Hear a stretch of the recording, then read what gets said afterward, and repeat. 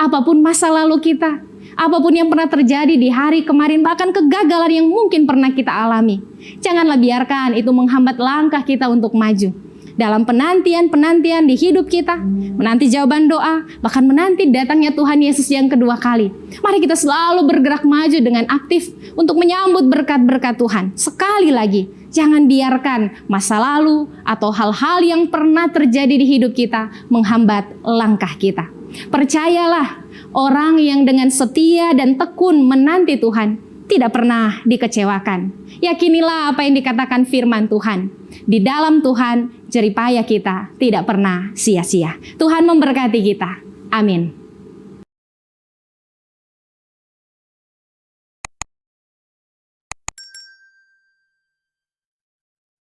Shalom. Hari ini kita akan merenungkan firman Tuhan dengan tema menanti dengan tekun, sehati dalam doa bersama.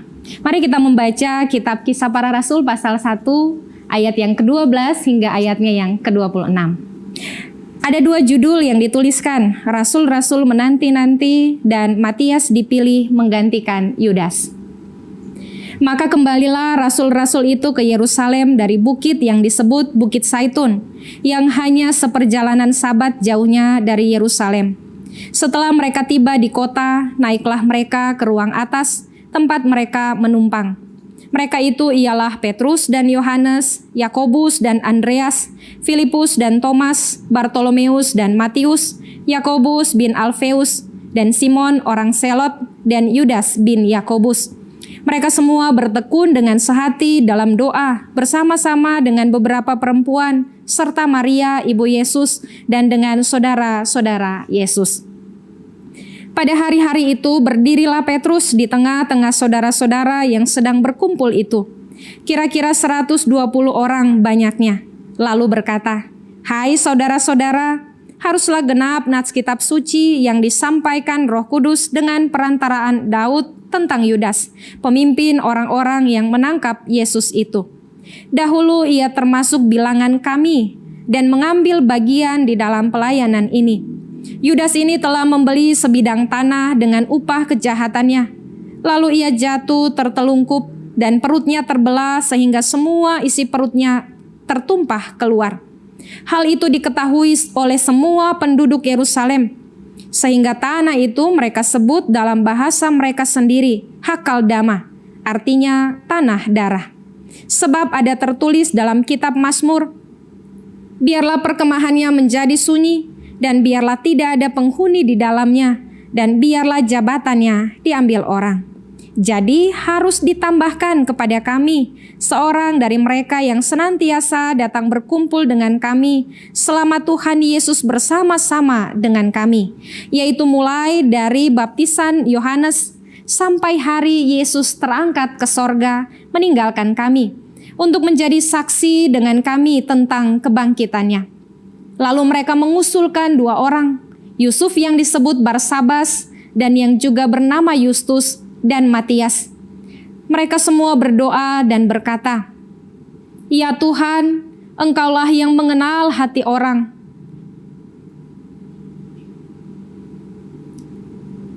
Mereka semua berdoa dan berkata, "Ya Tuhan, Engkaulah yang mengenal hati semua orang. Tunjukkanlah kiranya siapa yang Engkau pilih dari kedua orang ini untuk menerima jabatan pelayanan, yaitu kerasulan yang ditinggalkan Yudas yang telah jatuh ke tempat yang wajar baginya." Lalu mereka membuang undi bagi kedua orang itu, dan yang kena undi adalah Matias, dan dengan demikian ia ditambahkan kepada bilangan ke-11 rasul itu. Saudara, hidup ini adalah sebuah ruang tunggu yang sangat besar. Setiap hari ada saja yang kita nantikan. Kita menanti datangnya pesanan online, kita menanti kelahiran, kita menanti hari kelulusan, kita menanti promosi dalam dunia kerja. Bahkan mungkin kita menanti jodoh sambil dikejar-kejar pertanyaan tetangga, kapan kawin. Kita menanti ini, kita menanti itu, kita menanti jawaban-jawaban doa kita. Tapi tahukah kita, siapapun kita yang ada di ruang tunggu ini, semua kita sedang ada dalam satu penantian yang sama. Kita menanti kedatangan Tuhan yang kedua kalinya. Dalam Injil Lukas pasal 18 ayat 8, Tuhan Yesus mempunyai satu pertanyaan. Jika Anak Manusia datang, adakah Ia menjumpai iman di bumi? Dari sini saudara, kita perlu memperhatikan dua hal dalam kaitan dengan menanti. Pertama, apa yang kita nantikan?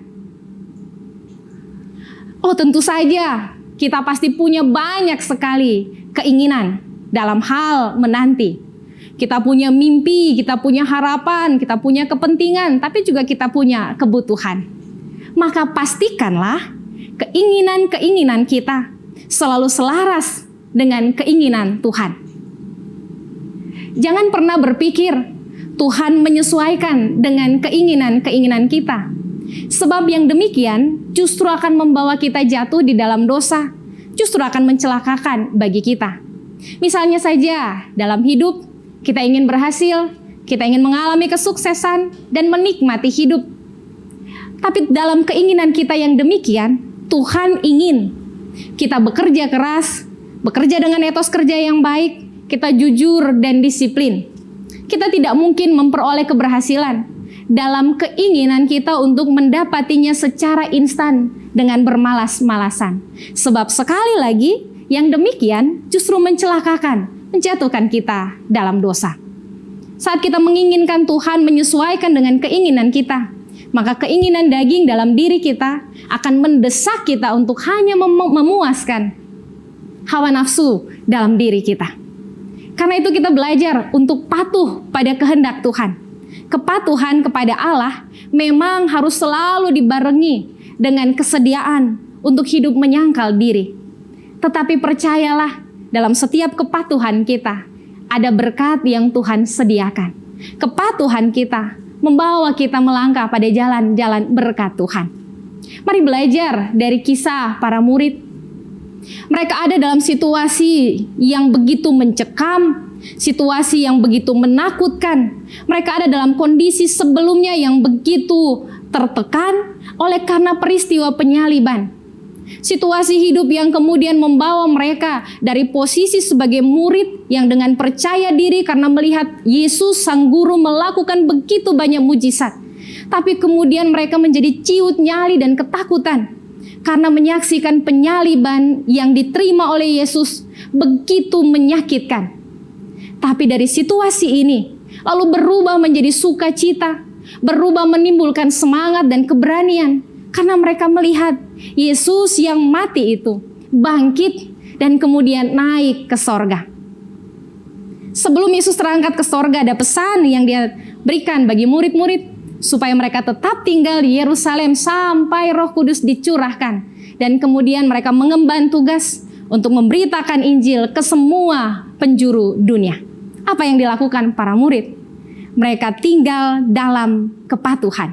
Mereka mengikuti perintah Tuhan tanpa pernah mendebat tentang apa yang menjadi keinginan mereka. Saudara, apapun yang kita inginkan dalam hidup, apapun yang kita butuhkan, apapun yang menjadi kepentingan kita, jangan pernah membawa semua itu membuat kita gugur dalam kepatuhan kepada Allah. Hal kedua yang perlu kita perhatikan adalah bagaimana cara kita menanti. Bacaan firman Tuhan di saat ini membawa kita melihat bahwa hal pertama dalam menanti kita perlu bertekun. Bertekun berarti berketetapan hati, bersungguh-sungguh untuk percaya dan mengikuti Tuhan. Ada banyak orang Kristen yang percaya bahwa Allah adalah penciptanya, tetapi tidak yakin bahwa Allah memelihara hidupnya. Karena itu ketika menghadapi tekanan, menghadapi persoalan, menghadapi kenyataan-kenyataan yang tidak sesuai dengan harapan, ada banyak orang Kristen yang kemudian gugur imannya. Hidup penuh dengan kekhawatiran, bahkan panik, dan kemudian mengandalkan kekuatan-kekuatan lain, berubah setia. Oleh karena hidup punya banyak sekali tekanan, oleh karena hidup tidak selalu berjalan sesuai dengan harapan, sesuai dengan perhitungan kita, maka di sanalah kita membutuhkan ketekunan. Sebab ketekunan itulah yang akan membuat kita kokoh berpegang pada pengharapan akan Kristus. Ketekunan akan membuat kita tahan uji dan setia sampai akhir. Ketekunan dibutuhkan agar kita bisa menanti sampai kita melihat jawaban Tuhan. Kedua, sehati. Perpecahan tidak pernah membawa keuntungan apapun dalam hidup. Tetapi sebaliknya, hidup yang rukun dan sehati membangun kekuatan untuk melakukan banyak hal. Memang benar bahwa sehati bukanlah hal yang dapat dikerjakan dalam sekali kita bertemu orang atau dalam sekali kita membayangkan. Sehati adalah hal yang perlu kita usahakan dengan kerja keras. Kenapa? Karena semua manusia memiliki perbedaan dan keunikannya masing-masing. Oleh sebab itu, keinginan untuk sehati banyak kali gugur karena ego, karena keinginan, karena cara pandang. Dalam keluarga, dalam persekutuan yang lebih besar, termasuk dalam gereja. Namun ketahuilah ini saudara, bahwa sekalipun kita berbeda, sekalipun kita punya banyak keunikan yang mungkin bisa membuat kita tidak sehati, Allah memberi rohnya pada kita untuk mampu menaklukkan ego, untuk mampu menaklukkan keinginan dan kepentingan kita, sehingga kita mampu berjalan bersama dalam kesehatian. Sehati adalah bagian yang harus dimiliki oleh persekutuan umat Tuhan, mulai dari keluarga sampai pada persekutuan yang lebih besar. Sebab dengan cara yang demikian, kita dapat mengabarkan Injil, kita dapat menyampaikan pesan damai sejahtera kepada dunia ini. Ketiga, berdoa bersama. Apakah berdoa sendiri tidak cukup kuat kuasanya? Tidak, saudara-saudara. Berdoa bersama dibutuhkan bagi kita bukan karena berdoa sendiri tidak kuat, tetapi berdoa bersama adalah cara kita untuk saling mendukung sebagai satu persekutuan umat Tuhan. Berdoa bersama bukan cuma tentang cara kita bercakap dengan Allah, tetapi berdoa bersama adalah juga tentang kita membangun persekutuan yang saling mendukung, saling melengkapi, saling menguatkan. Oleh sebab itu, sebagai persekutuan umat Tuhan, dalam keluarga ataupun dalam persekutuan yang lebih luas lagi termasuk dalam bergereja, kita perlu selalu berdoa bersama. Kita bicara pada Allah, tetapi juga kita saling mendukung dalam persekutuan, saling menguatkan, saling melengkapi. Keempat, kita belajar untuk bergerak maju dengan aktif. Petrus tampil dan menyampaikan kepada orang banyak tentang Yudas, seorang yang tidak lagi masuk hitungan para murid, ketika dia dalam pengkhianatannya telah merusak kesaksian. Maka Petrus meminta supaya orang banyak itu bersama-sama berdoa. Lalu mereka berdoa dan membuang undi, kemudian terpilihlah Matias menggantikan Yudas. Para murid, mereka bergerak aktif untuk maju. Pengkhianatan Yudas, kondisi masa lalu tidak menghambat gerak langkah mereka. Mereka bergerak maju untuk melakukan tugas dan tanggung jawab. Dalam penantian, Roh Kudus dicurahkan. Mereka melakukan bagiannya. Segala sesuatu yang pernah terjadi di masa lalu, termasuk pahitnya penyaliban, tidak menghambat langkah mereka.